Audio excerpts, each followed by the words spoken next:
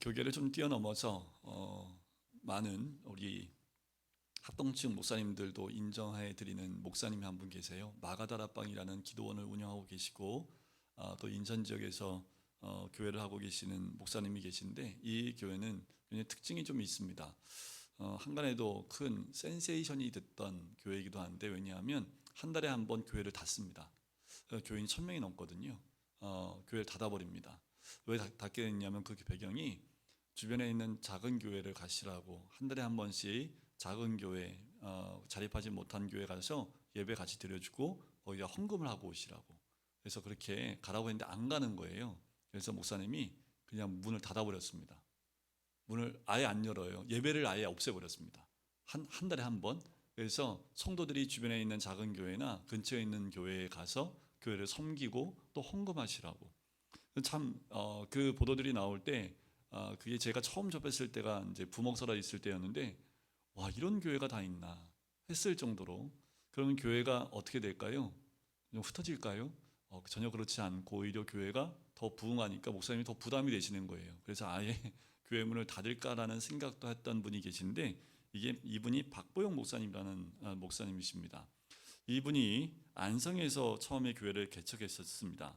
1997년도에 개척을 했는데, 개척하시고 어느 겨울에 밤 1시, 새벽 1시까지 기도하시다가 이제 기도를 끝내고 집으로 들어와서 현관문을 열고 딱 닫는 순간에 두 사람이 목과 배에 칼을 들이대는 강도가 있게 됩니다. 강도를 맞고 만났는데 이상하게 목사님이 그러시는 거예요. 마음이 평안하더래요. 그래서 이렇게 얘기했답니다. 빨리 찔러서 좋은 곳 가게 해달라고. 그래서 아예 강도들한테 날 찌르라고, 나 더 좋은 곳 가기 원하니까 그냥 찌르라고 했더니, 이제 영화 같은 사건이 벌어진 게, 세 명의 강도가 각각 칼을 떨어뜨리고 목사님 앞에 무릎 꿇는 그 일이 생기게 됩니다. 그 일을 계기로 이 박배용 목사님이 전과자와 불량배들과 살게 되는 계기가 되었다라고 얘기를 해요. 하루는 박 목사님이 너무 아파서 누워 있을 때, 목사님이 이렇게 좀 불황 아들, 이런 아이들과 함께 지내는데, 교회에서 섬기고 있는데 가장 사랑하는 한 아이가 들어와서요, 아파서 누워 있는 목사님을 보면서 자는 줄 알고 옷에 있는 지갑을 꺼내더니요, 돈을 몽땅 다 가지고 나가는 것을 보게 됩니다. 그 아이가 다시 찾아왔을 때 배신감이 너무 크신 거예요.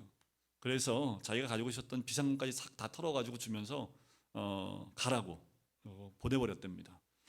그런데 그 아이가 주일마다 교회에 오는 거예요. 그런데 그 주일날 오는 그 아이를 보면서, 주님은 나를 위해 십자가를 지셨는데 나는 저 아이를 용서하지 못한다라는 생각에 가책을 받아서 그 아이 앞에 무릎을 꿇고 용서를 빌었다고 합니다. 참 대단한 목사님이시죠. 이 목사님이 39살에 회심을 하게 됩니다. 그리고 목사가 되게 돼요. 그래서 손자가 목사가 되기를 그렇게 바라며 기도했던 할아버지도 목사님이셨는데, 할아버지를 찾아뵙게 됩니다.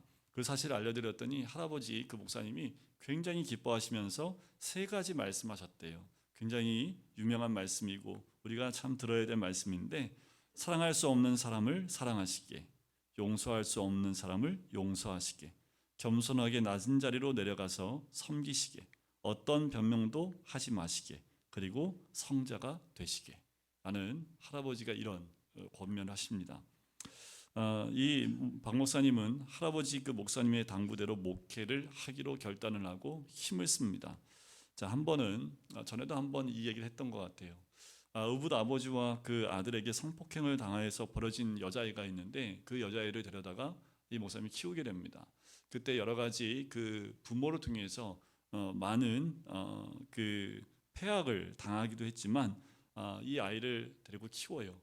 근데 이 아이가 중3 되었을 때 그 의붓 형제였던 그 오빠 군대에서 휴가 나왔을 때 한 2주일 동안 그 의붓 오빠 품에 있게 됩니다. 근데 중3 아이인데 성병에 걸려버린 거예요. 그럼 어떻게 해요? 학교에 이제 뭐지요? 병 걸리면 가는 양호실에 가서, 이게 이제 들통이 나니까 상담할 때 자기 의붓 그 오빠 때문에 됐다고 말하면 안 되니까 목사님이 그렇게 했다고 라고 말을 해버린 거예요. 그러니까 난리가 난 거지요. 그 주변에서 이 목사님은 파렴치한 목사, 그리고 이중인격자 뭐 이런 것으로 몰려가게 됩니다. 자, 그런데 이 아이에게 의붓 오빠 이야기를 하면 학교를 다닐 수 없는 상황이 되니까 목사님이 끝까지 내가 했다라고 그렇게 얘기해라 라고 그 아이한테 얘기를 해줬대요. 근데 이 아이가 이제 가책이 느껴지잖아요. 그래서 학교에 가서 이제 있는 사실을 그대로 얘기했대요. 그래서 오히려 이 목사님이 정말 목사다라는 말을 듣게 되는 그 일이 있게 됩니다. 자, 문제는 이 다음에 또 일어나게 돼요. 이 불황아인 이 여자애가 그렇게 한 것 때문에 교회에 큰 문제가 생겼었는데, 교회 유일하게 정상적인 가정을 이루고 있었던 한 집사님 가정이 있었습니다.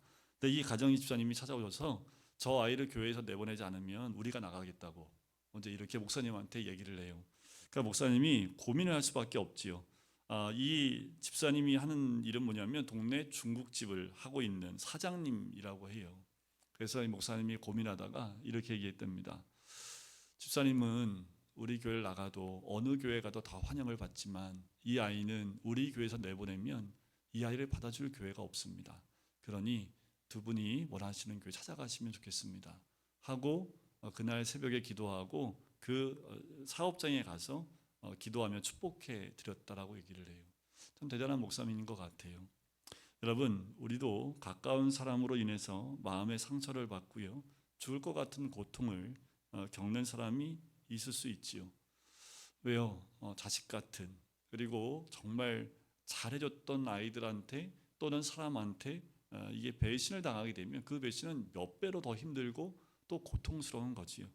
디모데후서 3장 1절부터 4절의 말씀에 보면 마지막 때가 가까이 오면 사람들이 점점 자신을 사랑하고 돈을 사랑하고요, 은혜를 모르고 배신하는 시대가 될 것이다라고 적혀져 있습니다. 그래서 그렇게 친했던 친구나 믿었던 직원, 심지어 자식으로부터도 배신당하는 일이 일어날 것이라는 거지요. 여러분, 배신당하는 시험이 올 때 이길 믿음의 준비가 되어 있습니까? 우리에게도 이런 일이 닥치지 말라는 법이 없지요. 우리가 이런 시험이 왔을 때 그 시험에 넘어지지 않고 이길 수 있는 믿음이 있기를 간절히 소원합니다. 오늘 이 시편 말씀에 다윗처럼요, 가장 가까운 사람에게 시험을 많이 당한 사람도 없을 거예요. 아버지한테 무시를 당했지요. 장인인 사울은 어떻습니까? 사울에게서 배신을 당하지요. 아들 압살롬은 어떻게 했습니까? 똑같이 배신을 하지요. 아내였던 미갈은 어떻게 해요? 미갈도 배신을 하지요. 충복이었던 요압 장군도 배신을 하게 됩니다. 다윗은 그 심정을 이렇게 하나님께 고백하는 것이 2절과 3절에 나옵니다. 그들이 악한 입과 거짓된 입을 열어 나를 치며 속이는 혀로 내게 말하며 또 미워하는 말로 나를 두르고 까닭없이 나를 공격하였음이니이다. 그들은 다윗이 사랑했던 사람이었고 그들을 위해 기도했던 이들이었습니다.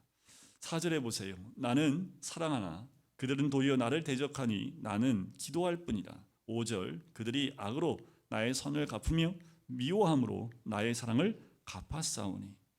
그렇게 사랑하고 기도했던 사람들인데 돌아온 게 뭐예요? 배신이었던 거지요. 도저히 감당할 수 없는, 그것도 가장 믿었던 사람에게서 받게 되는 배신은 정말 감당하기 어려운 일입니다. 다윗은 배신당한 감정을 그대로 둔 것이 아닙니다. 하나님 앞에 모든 걸 쏟아붓지요.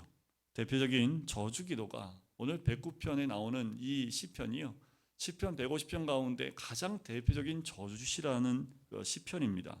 특별히 6절부터 19절 안에 그 저주시가 다 들어가 있습니다. 몇 구절 한번 뽑아서 읽어보면 8절 보세요. 그의 연수를 짧게 하시며 그의 직분을 타인이 빼앗게 하시며, 9절 그의 자녀는 고아가 되고 그의 아내는 과부가 되며, 10절 그의 자녀들은 유리하며 구걸하고 그들의 황폐한 집을 떠나 빌어먹게 하소서. 13절 그의 자손이 끊어지게 하시며 후대에 그들의 이름이 지워지게 하소서. 14절 여호와는 그의 조상들의 죄악을 기억하시며 그의 어머니의 죄를 지워버리지 마시고. 자, 다윗이 한 기도라고 전혀 느껴지지 않을 만큼 너무나 저주스러운 말씀을 입술로 저주시로 쏟아내고 있는 모습을 보게 됩니다. 특별히 8절에 나와 있는 말씀은 사도행전 1장 20절에 인용되고 있습니다. 예수님을 십자가에 못 박았던 그 유다에 대해서, 그 유다의 배신했던, 예수님을 배신했던 유다에 대해서 그것이 그대로 이루어졌다라는 말씀으로 오늘 8절 말씀을 그대로 인용하고 있는 것을 보게 돼요. 다윗은 배신당한 감정을 가슴에 누르고 있거나 때로는 자신의 의로 덮고 있지 않다라는 거예요. 여러분, 이런 감정을 덮는다고 이 감정이 사라집니까? 오히려 이런 큰 충격을 받고 그 감정을 잘 해결하지 못하면 공황장애에 빠지게 되고 우울증에 빠질 수밖에 없어요. 한 명한테만 배신당해도 그런데 다윗은 삶의 모든 곳곳 모든 곳에 이 배신을 하는 사람들이 다 심겨져 있는 모습을 봐요. 인생 전체를 봤을 땐 배신당한 삶이라고 할 수 있을 정도입니다. 이 감정은 주체할 수 없겠지요. 다윗이 어떻게 했을까요? 오히려 다윗은 하나님께 기도하면서 모든 저주를 기도로 통해서 쏟아내고 있는 거예요.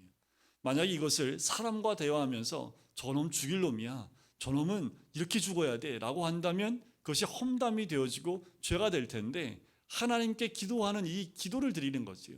하나님과 일대로 기도하면서 하나님께 자신의 감정과 자신에게 있는 이 저주의 말들을 하나님께 다 쏟아내고 있는 거지요. 자, 이게 왜 가능하냐 하면 하나님 우리 아버지이기 때문에 아버지 앞에 이 모든 것을 쏟아낼 수 있는 권리가 우리한테 있습니다. 우리는 하나님 아버지가 나의 아버지이기 때문에 내 마음에 있는 그 모든 앙금들이나 모든 것들을 하나님께 쏟아내는 거지요. 이건 죄가 되지 않습니다. 하나님께 쏟아내기 때문에 그래요. 무엇보다 20절을 보면 더 분명한데, 이는 나의 대적들이 곧 내 영혼을 대적하여 악담하는 자들이 여호와께 받는 보응이니이다. 그러니까 이 19절까지 말하는 게 이들이 당할 보응이다 라고 얘기하는 거지요.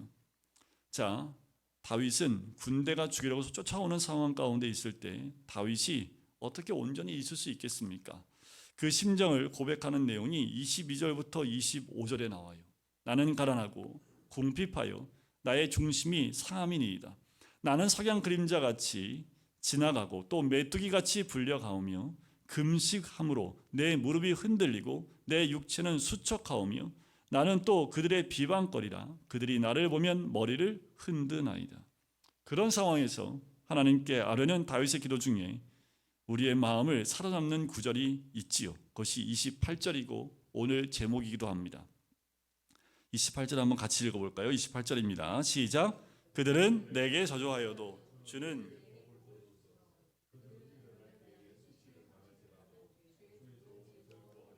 자, 원수들은요 자신을 저주했지만 하나님께서는 복을 주신다라고 고백을 합니다.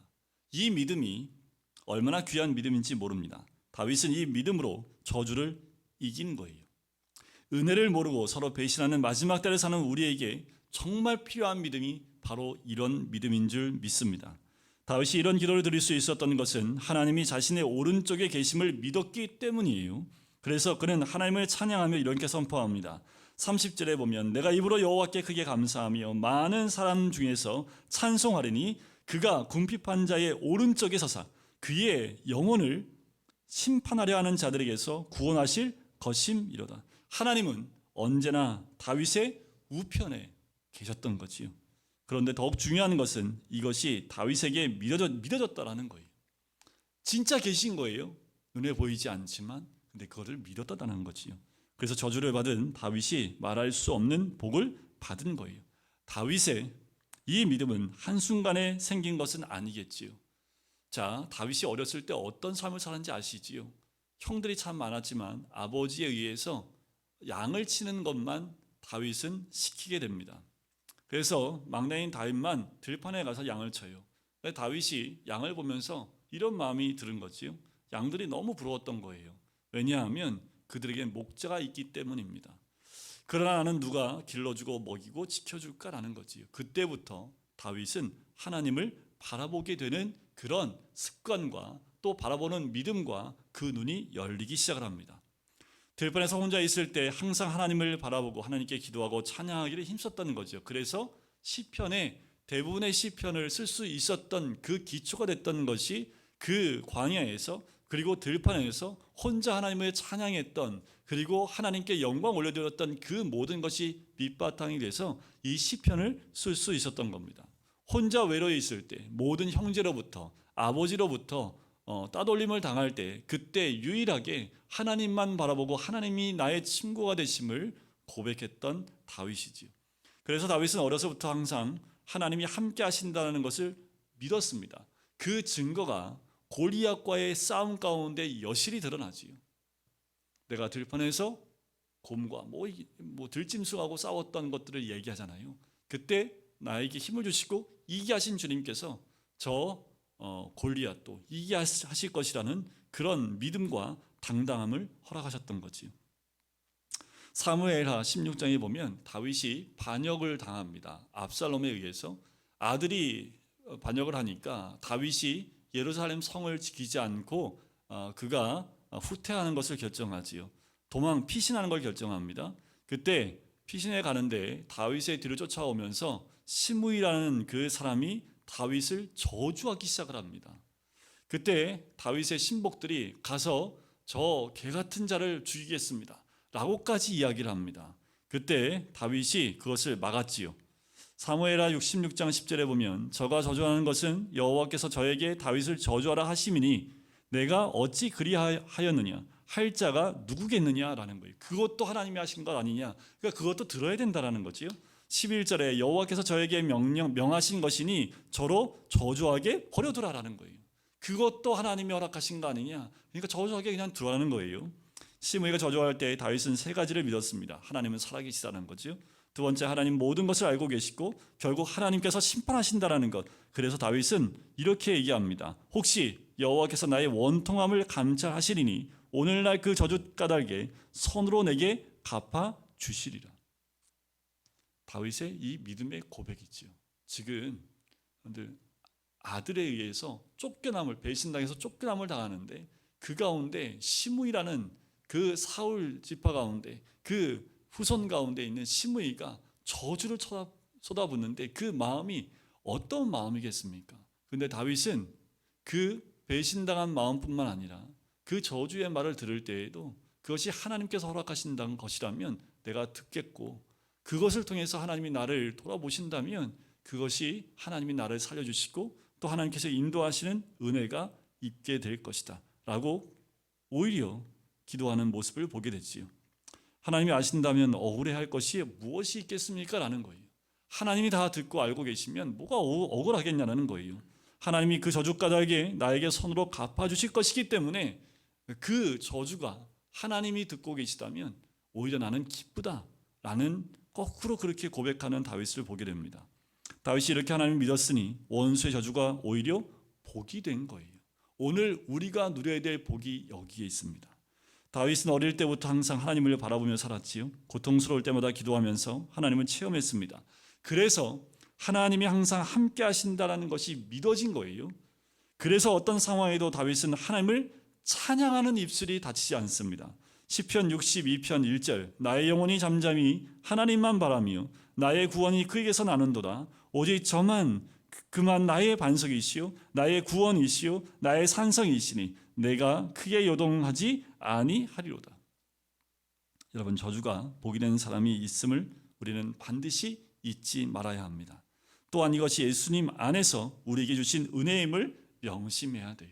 여러분들, 우리가 그런 환경 가운데 있습니까? 근데 너무 힘들고 마음이 막 요동치고 어떻게 이럴 수 있는지, 내가 그런 대접을 받고 있는 것 자체를 용납하지 못하겠다고 생각하시는 분이 있다면 다윗을 한번 묵상해 보세요. 다윗은 그런 대접을 받을 사람이 아닙니다. 하나님이 함께하는 왕이었습니다. 그런데도 그런 대접이 나올 때 어떻게 해요? 그런 저주가 나올 때 어떻게 해요? 그것을 다 들어요. 왜요? 그것을 하나님이 허락하신 것이라면 내가 듣는 것이 맞다. 혹여나 이 저주의 소리를 하나님이 들으시고 나를 불쌍히 여기신다면 그것이 오히려 나에게 기쁨이 되지 않겠느냐는 고백처럼 우리에게도 그런 믿음의 고백이 있기를 간절히 소원합니다. 주님은 우리 안에 임하셨습니다. 하지만 그것이 믿어져야 능력이 되는 것이지요. 우리 안에 그것이 능력으로 자리 잡히는 것이요. 그러므로 어떤 사람을 대할 때도 보이지 않는 주님이지만 보이는 분처럼 바라봐야 합니다. 배우자를 볼 때 주님을 함께 봐야 돼요. 우리 자녀를 바라볼 때 주님이 함께 보여야 된다는 거지. 원수를 대할 때는 더욱 그렇습니다. 원수를 대할 때 주님을 함께 바라봐야지 닿을 것 같은 고백이 나올 수 있어요. 근데 우리는 원수를 왼수로 보지요. 부부끼리 쳐다보고 얘기할 때는 주님이 안 보이지요. 자녀들을 바라볼 때 저거 어떡하지? 하면서 그 아이들 뒤에 계신 주님을 우리가 믿음으로 바라보지 못할 때가 많이 있는 것을 고백을 합니다. 늘 누구를 바라보든 어떤 사람을 쳐다보든 그 사람을 볼 때 주님이 함께 있는 것을 같이 볼 때에 다윗과 같은 고백이 우리 가운데 있을 줄 믿습니다. 서울역에서 노숙인을 위해서 사역하는 유정옥 사모님이라는 분이 계세요. 저도 이제 이분 책을 읽으면서 많은 은혜를 받았는데 이분이 하루는 그 사역을 한참 하고 있는데 우편물이 하나 도착을 합니다. 이 우편물을 보니까 처음부터 끝까지 이런 내용이에요. 노숙인들을 빙자해서 자기를 배를 불리는 나쁜 도둑이다 라는 내용이 주 핵심이에요.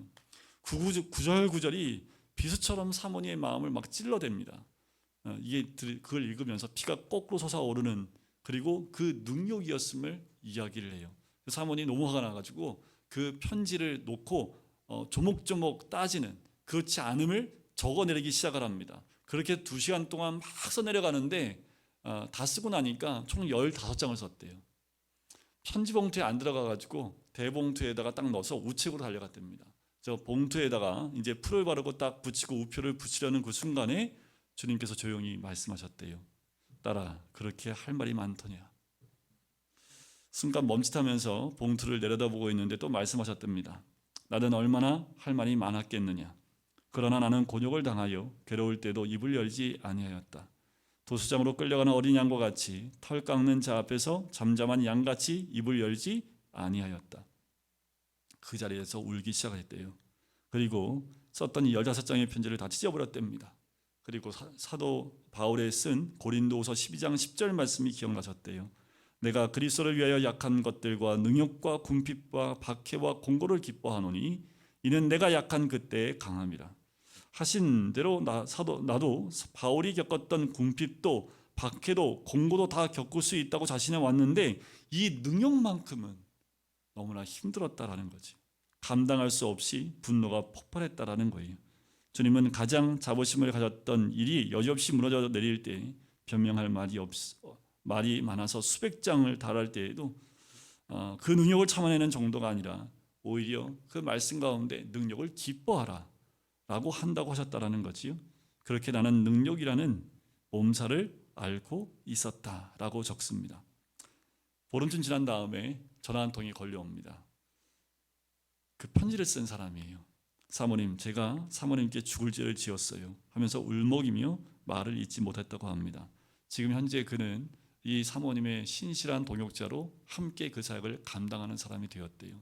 만약에 그때 우표를 붙이고 그 15장을 보냈다면 아마 지금도 그는 나의 적으로 남아 있었을 것이다 라고 이야기를 해요. 그래, 우리는 배신당하는 것뿐만 아니라 그냥 누군가 알지 못하는 사람에 의해서 오해받는 것도 우리는 감당하지 못하고 있지는 않은지 모르겠습니다. 진짜 복 주시는 분은 사람이 아닙니다. 사람의 인정도 아니지요. 주님만이 그 진짜 복을 주시는 분인 줄 믿습니다. 아무리 악한 상황에도 복된 길로 가게 하시는 하나님의 은혜가 있는 줄 믿습니다. 여러분, 우리의 모든 말과 판단과 행동은 그동안 주님을 믿고 살아왔던 결론이어야 한다라는 거지요. 우리 중에 어려서부터 지금까지 사랑에 배신당하여 마음에 큰 상처가 있는 사람이 있을 수 있지요.